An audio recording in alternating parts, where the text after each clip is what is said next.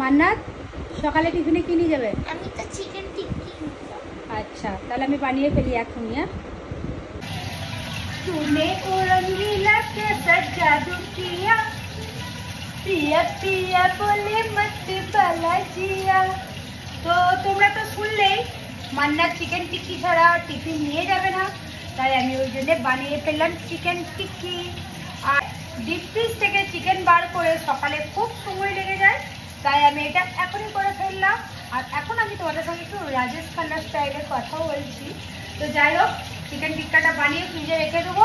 ওর টিফিনটাও heavy হবে, খেয়েও পেট ভরে থাকবে, আর অনেক দেরিতে ছুটি হয়, তাই আমি এটা বানিয়ে ফেললাম রাতেই। যে যাই বলো বাবা, শীতকালের দিন একটু কাজ নিজেরই এগিয়ে রাখলাম, সে আমাকেই করতে হবে, তোমরা তো এসে করে দেবে না। তাই একদম কমেন্টে উল্টোপাল্টা বলবে না ছেলের জন্য রাতে বাসি খাবার করে দিচ্ছি। এটা বাসি নয়, এটা একটু আগে বানিয়ে ফেললাম। বাই।